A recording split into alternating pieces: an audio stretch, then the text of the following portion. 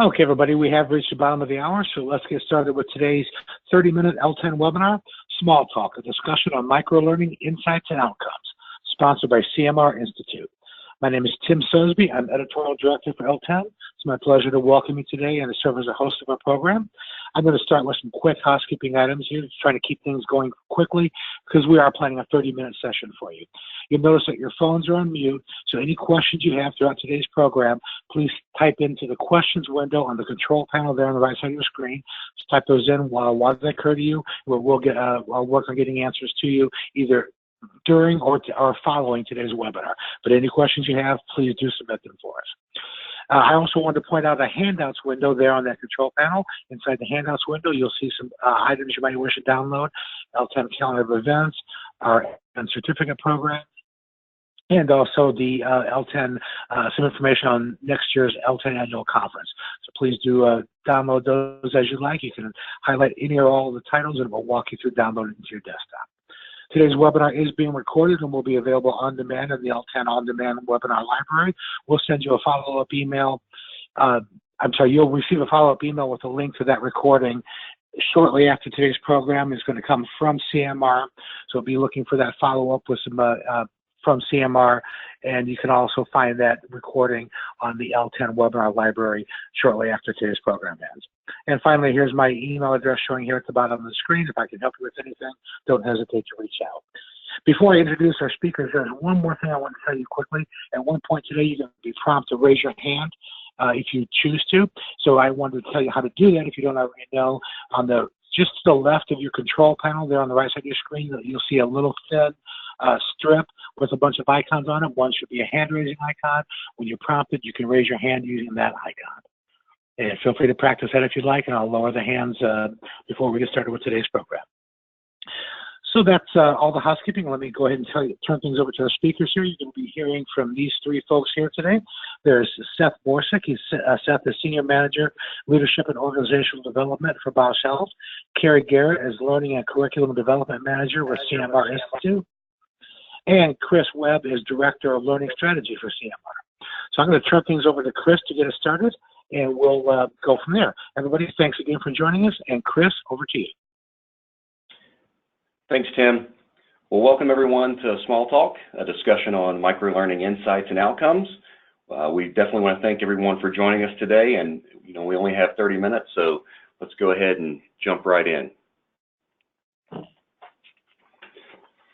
When it comes to defining microlearning, most of the attention tends to go to duration.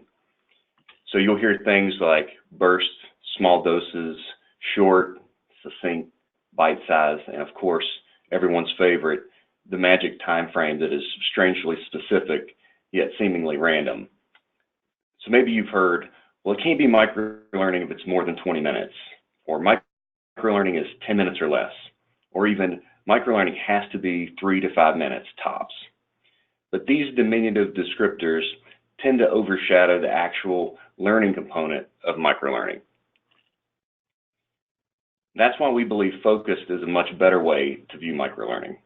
And by more focused, we mean concentrated on one learning objective, intensive on adding one skill or changing one behavior, keeping all the need to have information and excluding the nice to have or supplementary. And by staying focused on these items, the learning is indeed shorter. In other words, microlearning should be as long as necessary and as short as possible. But to truly understand microlearning, we really need to take a look at why learners want it and why brain science says it works. So why does it seem that microlearning is so popular? Well, it's because it fits the expectation of modern learners.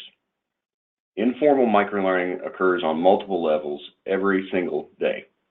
With the significant integration of technology and the influence of social media, people have become accustomed to gathering and consuming information in small bursts. That's just the way it is. Our technology-tethered society is leading to the expectation of tiny input. And if this is what we've grown accustomed to and prefer in our personal lives, it stands to reason that we would have the same expectations in our professional lives. So just as an example, on my desk right now, I have my computer and 2 monitors, each displaying emails, IMs, meeting notifications, projects, and more browser tabs than I'm willing to share right now. And that's just on my laptop. I also have my smartphone, smart watch, with all the rings, dings, and pings, my office phone, and an iPad. Add on top of that formal and informal business meetings and the occasional drive-by chat. And this is why workers get interrupted as frequently as every 5 minutes, and ironically, often by work applications and collaboration tools. This is why people unlock their smartphones 9 times an hour. That's right, 9 times in 1 hour. And it's why most learners won't watch a video for longer than 4 minutes. And why designers now have really only 5 to 10 seconds to grab someone's attention before they click away. But for right or for wrong, this is the reality. And when it comes to the expectation of the modern learner, look no further than our web browsing and social media practices. So for example, here's a modern learner's way of thinking. I don't want to wait, I want to find it now. Well, thank you, Google, right? This is the expectation not only of accumulation, but also of curation. That is, I want you to find the information I need, and I only want the most pertinent information. Modern learners want the information they need now, and they want it to be highly relevant. Here's another one. I don't have a lot of time, this better be short. So a tip of the cap to Twitter, right? If it's more than 280 characters, it might as well be a novel to modern learners. Modern learners want the information that is presented to them to be short and to the point, because that's just what they're used to. All right, one more. I want my learning when and where I want it. So here's looking at you, YouTube, and Netflix, and Hulu, and Prime Video, and so many more, right? This is an expectation of on-demand content, regardless of location, situation, or time. Modern learners want short, informal learning that can fit into the moments of need. Yep, our learning expectations are an extension of our micromedia and social media habits. We want content to be quick, easily understood, and on demand. And of course, the impact of each of these is only compounded by the smart devices that we keep by our side 24 hours a day. So now that we have a little better understanding of our micro expectations, let's take a closer look at the science behind microlearning and some important learning benefits.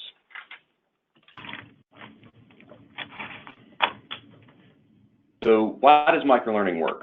Well, for starters, microlearning has your attention, specifically the attention of your short-term memory. So you've probably heard stats about how our attention spans are dwindling to that of a goldfish, which I think we all probably know at this point is not exactly true, right? Think about the last awesome movie that you went to that you really wanted to see. Chances are that was 2 or more hours that you were completely immersed. So it's not exactly our attention spans that are the issue.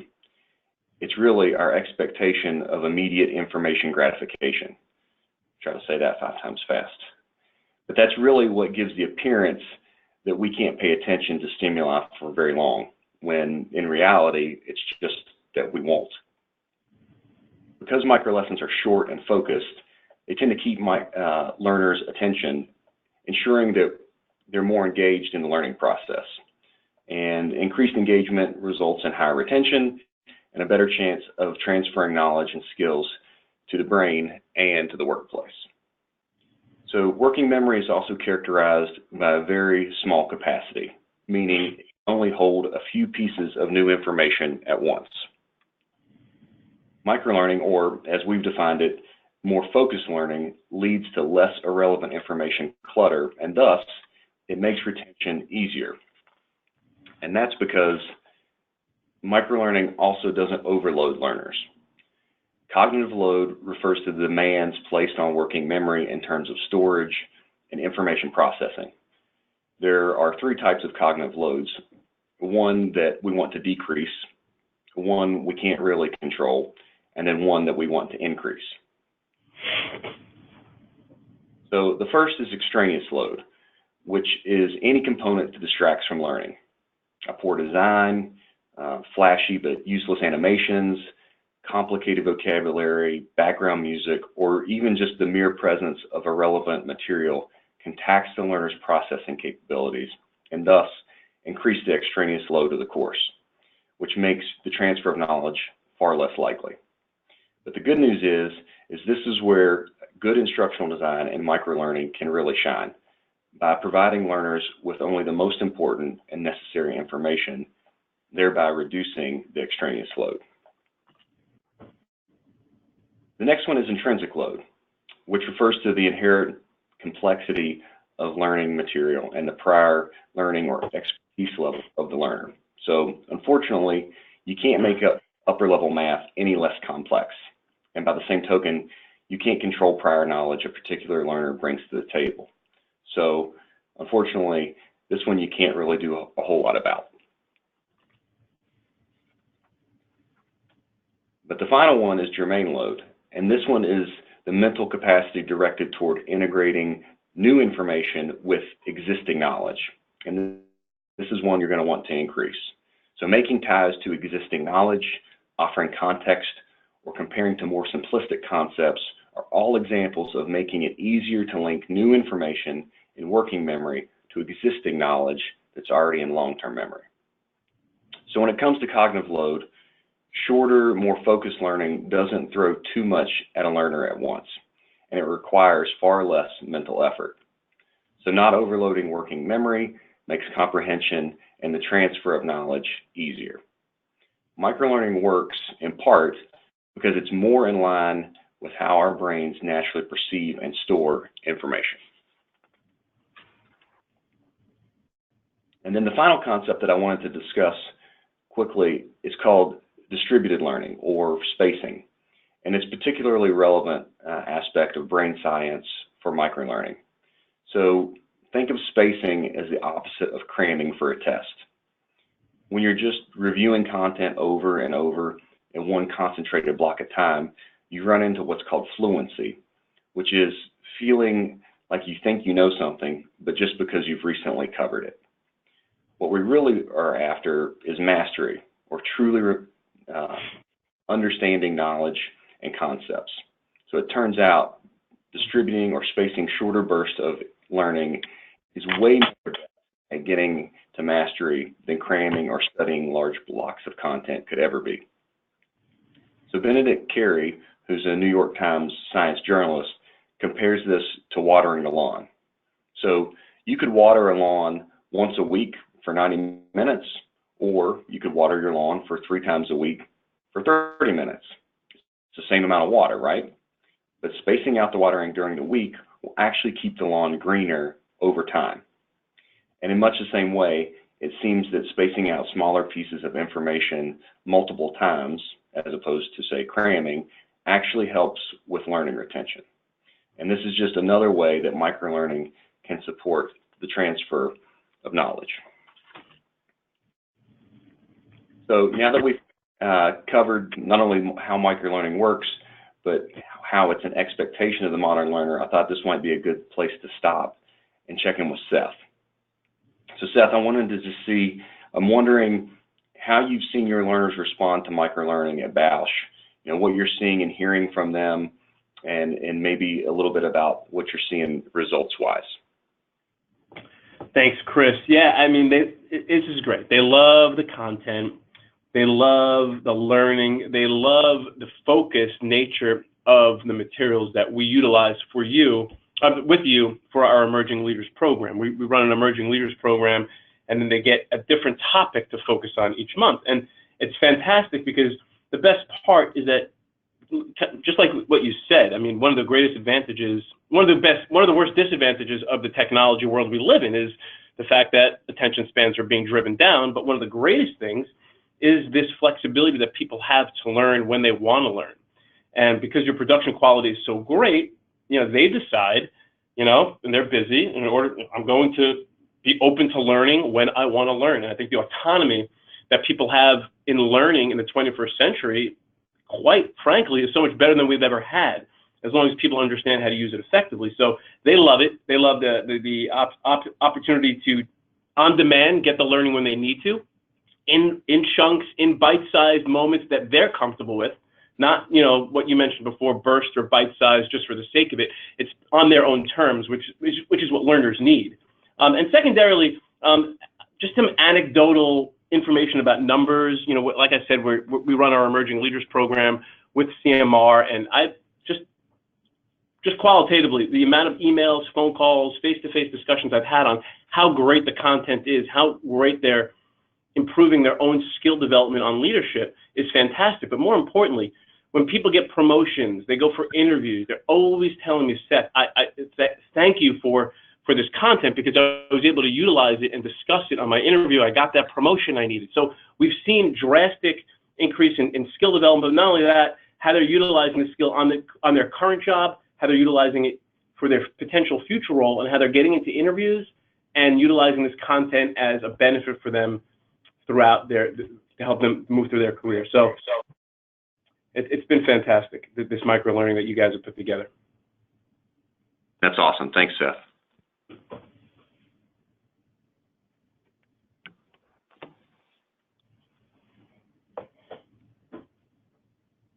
Okay, hey, this is Carrie here. I'm going to spend some time talking about some tips to implementing microlearning. But first of all, I just want to say CMR Institute has been doing microlearning for quite some time now with our clients. And I wanted to do a quick poll. Tim mentioned earlier that you'd be able to raise your hand at a point in the presentation, and this is that point. So raise your hand, your virtual hand, if you've been to L10 and have attended any of the learning labs. Tim, can you see if people are raising their hands? Hi, Carrie. Yeah, they sure are raising their hands. It looks like we've got about half the rooms got their hands up right now, and some more are coming in. Oh, that's great. Well, perfect. Well, for those of you who haven't been able to attend, learning labs are 20-minute presentations that generally focus on one topic. And it's a great micro-learning-ish format. It's a bit more casual than a general conference session. CMR has done several of these at past L10 conferences on microlearning, application tools, and pulse learning, things like that.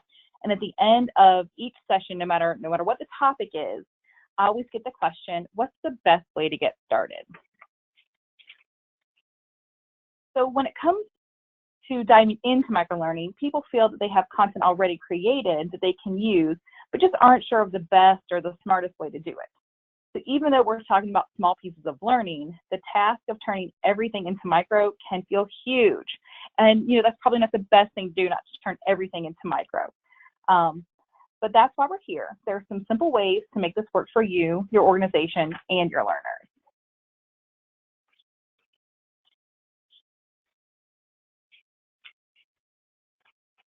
So first, I want you to start with the end in mind and then organize and curate. That's tip number 1. So first, close your eyes. Okay, everybody's eyes are closed. That's good. Okay, so think about one important topic that you'd like your learners to have a better grasp of. You got it? Okay, now open your eyes. Oh, okay, you're back. That's great. Where do you want your learners to end? Start there. What are they doing? What are they saying? What do they know? And what would you need to get them there, both in knowledge and behaviors? What do you want to see from them? What should they be able to do? What are your learning and performance objectives? So this is a short sort of inventory, and you'll start to create an inventory of sorts. Put each learning or performance objective that you thought of in its own row in this inventory. And this will really help keep your pieces focused and at that micro-learning level. And you'll likely have some content already, and that's a really great starting point. So list what you do have on the topic that you thought of and where it is and who owns it. Think about what format is it in, how do learners access it now, and you'll start to see a full picture of what you have and what you still need. You also at some point want to add a column for last updated or last reviewed. We do this at CMR and are continually updating our content, and this column helps us to do that.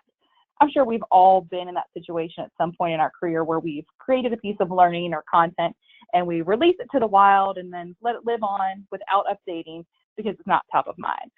But pulling all of this information together up front and doing this inventory will help you to do that, keep your content fresh and organized. So this is the start of your organization and curation. So you will figure out what you need and then take inventory of what you have and see where your gaps are. And don't worry, this can definitely be a living document that will change over time. So the upfront organization that we talked about will benefit you as a learning leader. Now, curation, on the other hand, is for your learners. How do you curate a learning plan for them that helps them get as much out of the program as possible? How do you put your pieces of learning together into a program or a plan that makes the most sense for them? Think about that end goal. In a perfect world, what are the pieces of content your people will need and when along their learning journey? Will you have a structured program like Seth at Bausch Health does for his emerging leaders, which we'll hear more about in just a minute? Or do your learners need more of an avant-garde approach? Do you need to have different pieces of learning curated for different roles, different divisions, different experience levels? Will content be pushed to them? Will they be able to pull it as they need it, as we recommend, or a combination of both? Thinking about these things up front will help ensure that your learning strategy is a masterpiece. So I want to take a step back and spend some time talking about how this works in real life. Seth, when Bausch Health and CMR first started discussing the Emerging Leaders Program for 2019, I remember we spent a lot of time on the organizing and curating steps. But before we could do that, we had to learn about your ideal program. Can you tell us a little bit more about what your vision was with the 2019 Emerging Leaders Program? Yeah, so Carrie, this program is specific to our individual contributors. So at Bausch Health, we look at our high performance programs in various ways. We look at our executive programs, which are your C-suite folks, and it's very focused. You look at some of the more, the director level, the VP level, a little bit more focused. And then when you get down to that individual contributor level, which the Emerging Leaders Program is really creating that bench for future leaders. So the issue was we couldn't get too micro-focused or too hyper-focused on certain content. It had to be very holistic. Yet, with the holistic nature, we still needed that focus piece because microlearning, as we discussed, has that focus factor. So my vision for the program was basically for the emerging leaders between a 9-month and a 12-month program where we can cover all sorts of topics, holistic topics related to leadership, not really focusing on specific day-to-day responsibilities that a leader may have, but very holistic. So working with the CMR team, we came up with about 10 to 11 focused topics that can be relevant to all levels of leaders within all functions. Because the other thing about our program is it's more than just our commercial folks. It's every function in the program. It's a hybrid program that involves every function in commercial and every function in non-commercial, right? So you have sales folks interacting with IT professionals and research and development professionals, right? So you have that issue as well. So there was a holistic piece involved that we had to make sure was hit on. We had to also get really good content that was focused so they can learn and get behavior change. And then also knowing that there was a very diverse group of folks within the program. So that was the biggest piece that you had to come in. Plus, we wanted to make sure, Carrie, and you guys were great with this, that it was blended, that it wasn't, you guys knew what we were doing from a live program perspective. You knew what we were doing outside of microlearning so that it could be blended effectively. And that also understanding that we have within our program cohort leaders or leaders directing the participants through the program, and that they would need help too, and that they would need leaders guides and resources to help them guide these emerging leaders through the program. So that was the overall vision of the program, and you guys help partner with us tremendously. Thank you, Seth. So once we met with Seth and the Bausch Health team, from their vision, CMR curated a year-long plan using a variety of our customizable resources. And so each month, the learners take an e-learning course that includes between 3 to 5 micro lessons and complete a related activity. And to help turn that learning really into application and to create those leaders, each month the learners also write in their learning journal and participate in a cohort call, as Seth mentioned. CMR provides the cohort leaders with a guide that sort of walks them through how to lead the call with questions around the content, reflection, and application. And these are really designed to help the learners reflect on what they've learned and how they can use this information to be better leaders. This program also helps the cohort leaders build their coaching and leadership muscles as well. So another question for you, Seth, is, when we started this journey together, we started with the end in mind and with that vision. And you knew that you wanted a beautiful 2019 Emerging Leaders Plan that was easy to follow, implement, and full of engaging learning pieces. How do you think putting that plan together up front has helped you and your team, plus your learners? Oh, we had a vision for what they would get. So there were no surprises. People could, having that plan in place, knowing all the courses that we were going to undergo, all the learning that would help us change some leadership behavior, they were able to map that out. And I think the more information you have up front, the better your brain is able to kind of understand and prime themselves for learning that may occur later. And when you have that plan up front and you can prime yourself for learning that may occur later, you actually start picking up on things around that learning that might not even directly tie into that learning that's occurring. So that plan was huge. The leaders, our cohort leaders, were able to now map out their schedule for the year. And you mentioned it earlier, it also helped us reflect better, right? I think you just mentioned that we have a leadership reflection journal that we have all the participants fill out on a monthly basis. And their ability to see the whole vision of the year and what they're going to go through allows them to reflect even deeper. And we know that leaders who reflect are the better leaders. We just know that. We've seen that time and time again. So that plan up front allowed us to really have a strong intent on what behavior we wanted to change and to have that mapping for us to change it. All right. Thank you, Seth. So tip number 2 on microlearning is variety is the spice of learning. Well, in this case, it's actually the variety is the spice of life, but it's also the spice of learning. When it comes to designing and developing microlearning assets, you may be curious about what your options are. So here are some forms microlearning can take. It won't always be an e-learning course, and it shouldn't always be an e-learning course. It can be a video, infographic, podcast, quiz, scenario, whiteboard animation, an interactive PDF, case study, poll, games, and more. And these various formats help eliminate the monotony in training programs and increase the interest levels of learners. Learners today, as Chris mentioned, are used to viewing pieces of information in various rich media formats. The flexibility microlearning offers helps meet learners' expectations to have an engaging experience. So I want you to take a step back and think about that inventory you were putting together earlier. For each piece of content that you do have, is the format good as is? Does it need some jazzing to be as long as necessary and as short as possible, as Chris mentioned earlier? And does it appeal to the modern learner? So what's great about microlearning is that since micro lessons are short, it doesn't take long to build them. This short development cycle results in lesser expenditure and a quicker turnaround time for organizations. But do keep in mind that while development time can still be shorter with micro, design time can be significant, as it takes time to condense learning materials into short, concise learning experiences that are focused, as we mentioned. And here's another tip. Figure out where you will get the biggest bang for your buck in terms of user experience. Let's say spending more time and energy on things like sales scenarios rather than on a compliance check-the-box course.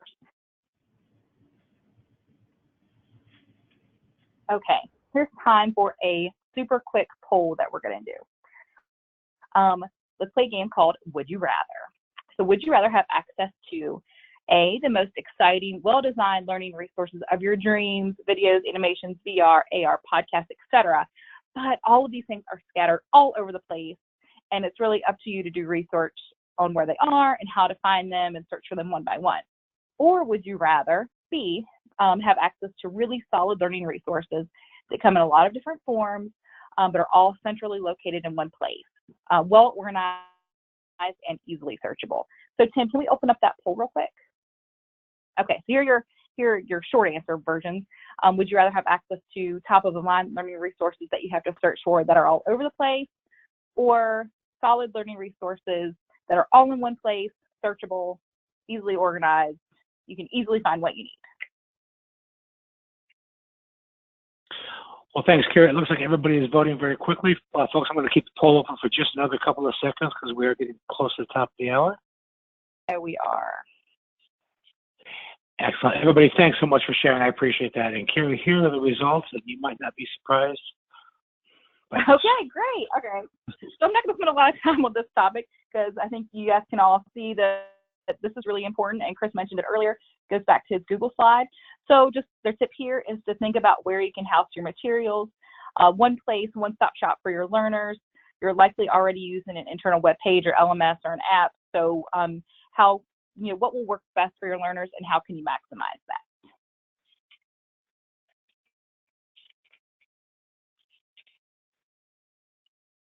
And so, for instance, with Bausch Health, all of their content is housed each month on CMR's learning management system. That way, each month, the learners know exactly where to go and what to do, and they don't have to spend time searching for things or being frustrated by that. Okay, so I think we may have time for one more question for Seth. So, Seth, could you just share with us why it was important to you to use the microlearning approach, and did you have any reservations at first? And if you did, what changed your mind?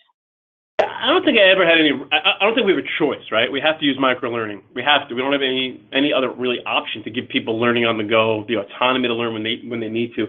My issue with my reservations really came from the type of production quality that a lot of these microlearning sites offered, and Chris referred to it before, and I think you guys really hit a home run on how do you reduce that extraneous load, how do you make sure that the proper load is being delivered, and how do you kind of keep it focused so that the learners are getting something out of it, generating new thoughts, new insights to generate new behavior. That's really what we want. So we know the modern learner has no choice, right, but to learn when they're open to it, when they feel comfortable learning, and when they want to learn, right, and which is a great advantage to what you had 20 years ago when people were forced to learn, right, because technology didn't really exist. So I love what you did in terms of keeping the content focused, keeping the production quality top notch to limit distractions, and of course make sure that they get the information they need to generate those insights, to generate that behavior change. And of course, you guys, what you do with the videos, and the blended approach is so good, because it's not just the micro learning, but we provide TED Talks, we provide research articles on leadership, so that a whole blended approach, really, that whole virtual blended approach has been really effective. So kudos to you guys. All right, thank you, Seth, so much. So Chris is going to take it over from here. Well, I just want to thank everyone for your time today. We hope that you've learned a lot about Little Learning, and for more small talk, give us a call, shoot us an email, or visit us online at cmrinstitute.org. So thanks, everyone, and hope you have a great day. Thank you. Chris, Carrie, and Seth, thank you all very much. Great presentation. We appreciate that. Folks, we do have some questions coming in. We're not going to be able to get to the questions today, but CMR will make sure they get some answers for you offline as well. Yeah, so if you have any questions and you're still typing, keep typing. We'll stay here for a couple more minutes just to make sure they all roll in, and then we will get your questions offline. So in the meantime, while we're doing that, I just wanted to end with some housekeeping stuff here. Again, just while you're typing questions, keep doing that. I'm showing here the current LTEN calendar of events. You'll see what's left for 2019 and a first look at some 2020 programs as well. You can always find more information, and the calendar gets constantly updated at l-10.org/events. I mentioned earlier our annual conference, and there's a handout in the handouts window about this. We hope you plan on joining us next year for the 2020 LTEN Annual Conference. It'll be our 49th annual conference, taking place June 8th to 11th in Gaylord Palms, at the Gaylord Palms in Kissimmee, Florida, in the Orlando area. You can register now for 2019 rates, so please do plan on joining us next summer in Florida. And I'll ask you all to come back this coming Friday is our next L10 webinar. We'll be talking about selling with DISC, 4 personality types your sales reps must recognize. You can register for that program at l-10.org/webinars. Again, today's program is being recorded, and we will send out a note, follow-up note to connect you all with the recording. It'll also be posted on the L10 Webinars on Demand page at this address here. So that's good. I'm going to go ahead and close off our program for today. Everybody, thank you again for joining us. Let me thank our speakers again, Seth Boyce, Carrie Garrett, and Chris Webb, and our sponsors, CMR Institute, and mostly let me thank all of you for participating and attending today's program. We look forward to seeing you back here for our next webinar. I wish you all a good rest of your day, a good rest of your week, and we'll talk to you soon. Bye-bye, everybody.